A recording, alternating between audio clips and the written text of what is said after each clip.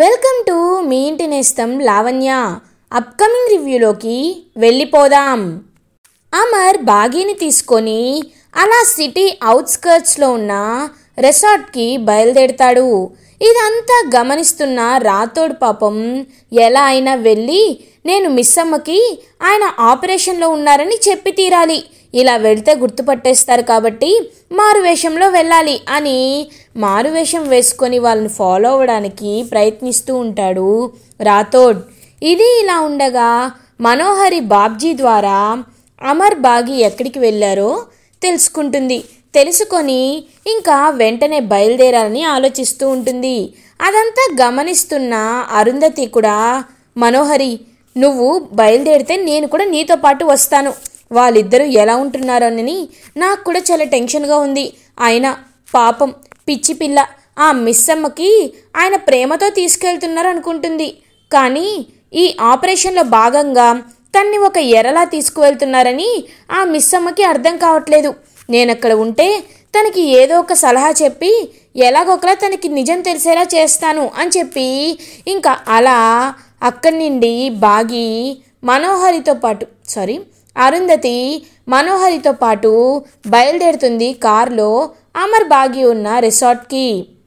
ఇది ఇలా ఉండగా బాగి అమర్తో కంటిన్యూస్గా మాట్లాడుతూనే ఉంటుంది. ఇంకదంతా గమనిస్తున్నా, ఏయ్ లూజ్, కాసేపు నోరు మూసుకుంటావా అని అంటాడు అమర్. ఏంటండి ఇంత ప్రేమగా మాట్లాడుతుంటే మీరు నోరు మూసుకోమని చెప్తున్నారేంటి అని అంటుంది బాగి. అదంతా కాదు, ఇప్పుడు నేను నిన్ను ఒక ప్లేస్కి తీసుకువెళ్తున్నాను, అక్కడికి వెళ్ళాక నువ్వు ఆశ్చర్యపోకూడదు అని అంటాడు అమర్. ఆశ్చర్యమా? ఓ, మీరు నన్ను మాల్దీవ్స్కి ఏమైనా తీసుకువెళ్తున్నారా?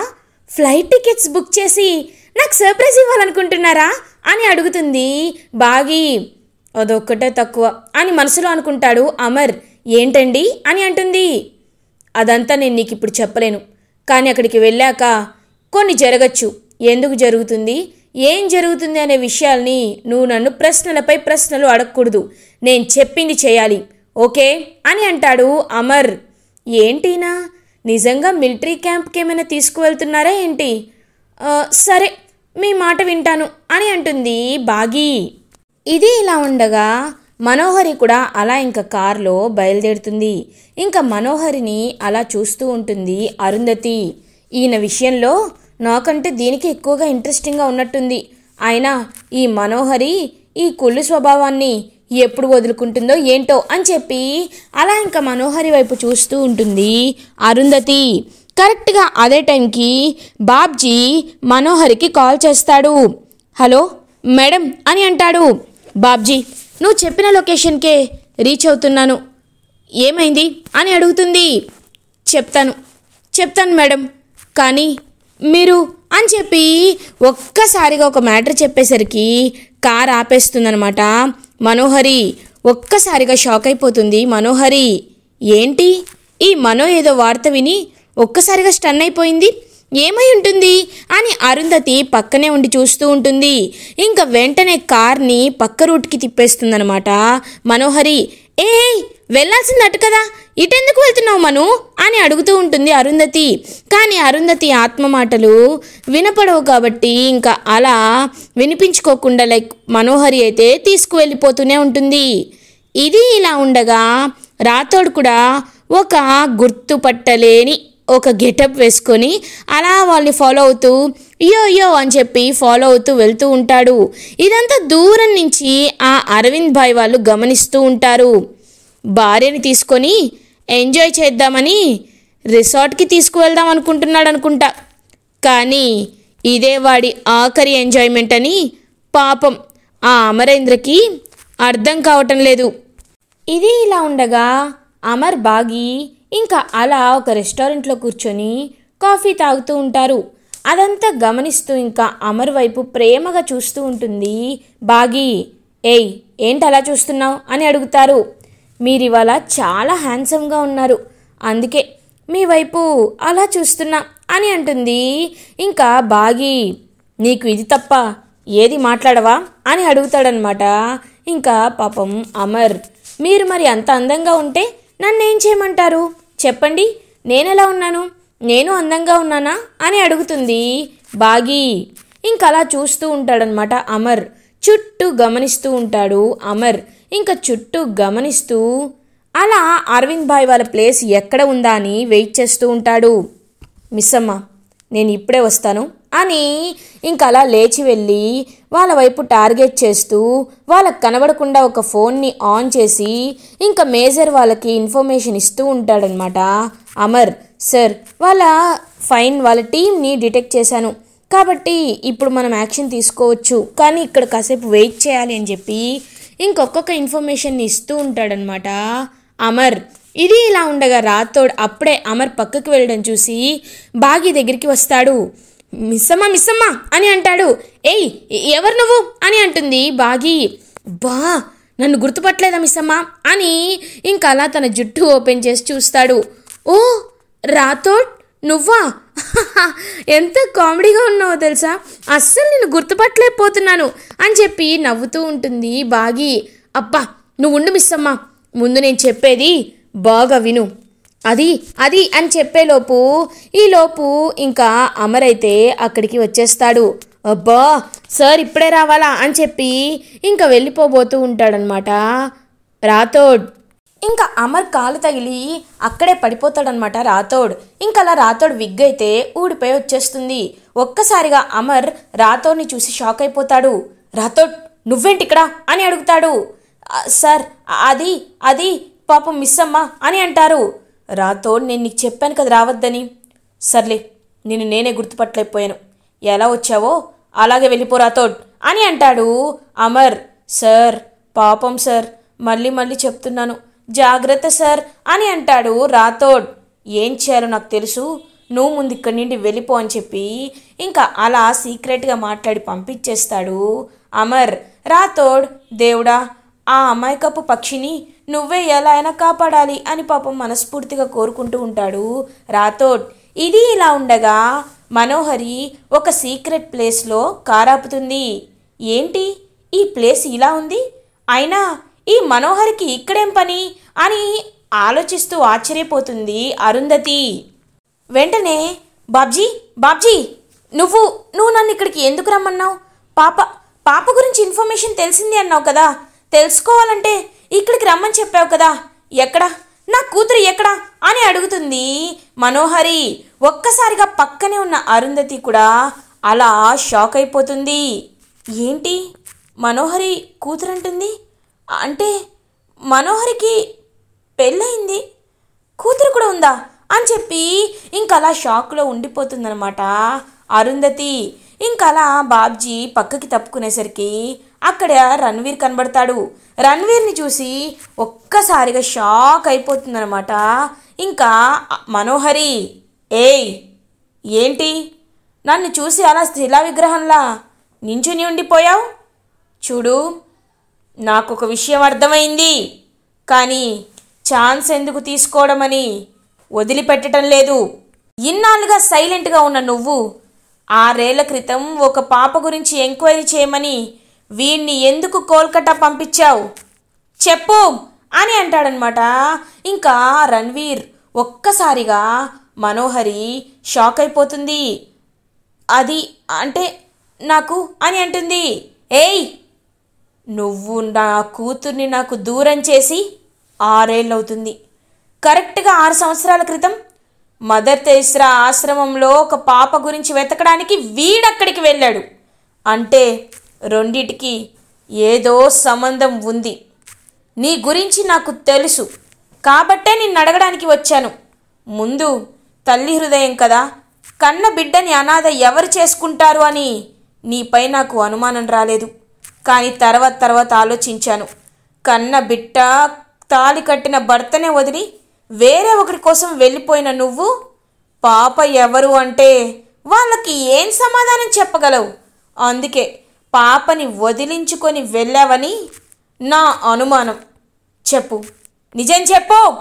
నా కూతురు దుర్గ నీ దగ్గరే ఉందా, లేకపోతే నేను అనుమానిస్తున్నట్టు తన్ని ఎక్కడైనా అనాథ శరణాలయంలో వదిలేశావా? చెప్పు మనోహరి అని అడుగుతాడు రణ్వీర్. ఒక్కసారిగా షాక్ అయిపోతుంది మనోహరి. ఇంకా అరుంధతికి మ్యాటర్ అంతా అర్థమైపోతుంది. ఛ, మను ఇలాంటిదని నేను అస్సలు అనుకోలేదు, చిచ్చి అని అనుకుంటుంది అరుంధతి. నాకు తెలీదు, పాప నా దగ్గరే ఉంది అని అప్పటికి అబద్ధం ఆడుతూ ఉంటుందన్నమాట మనోహరి. ఏయ్, పాప ఉంటే నాకు చూపించు, పాప ఫోటో అయినా చూపించు, లేకపోతే ఇవాళ నిన్ను చంపేస్తాను మనోహరి, చూపించు అని చెప్పి ఇంకా అలా గొంతు పట్టుకుంటాడనమాట మనోహరిది రణ్వీర్. ఒక్కసారిగా బాబ్జీ వీళ్ళందరూ కూడా షాక్ అయిపోతారు. అలా ఇంకా మనోహరి వైపు చూస్తూ ఉండిపోతాడనమాట బాబ్జీ. ఇంకా అలా మనోహరి నేను చెప్పను అని అంటుంది. అయితే నా చేతిలో చావవే. చూడు, నువ్వు నన్ను చాలా మంచివాడివి అనుకుంటున్నావు, కానీ నాలో రాక్షసుడు బయట పడాలంటే నా నిజస్వరూపం నీకు తెలియాలి. ఏంటి, ఇన్నాళ్ళు కేవలం నా కన్న కూతురనే మమకారంతోనే నేను పాపని వెతుకుతున్నాననుకుంటున్నావా? కాదు, మా నాన్న ఆస్తి ఆ బిడ్డపై కూడా రాసి వెళ్ళిపోయాడు. కాబట్టి నాకు నా ఆస్తి దక్కాలంటే నా కూతురు ఎక్కడుందో నాకు తెలియాలి. నీకు అడిగినంత డబ్బిస్తాను, ఖచ్చితంగా డబ్బిస్తాను.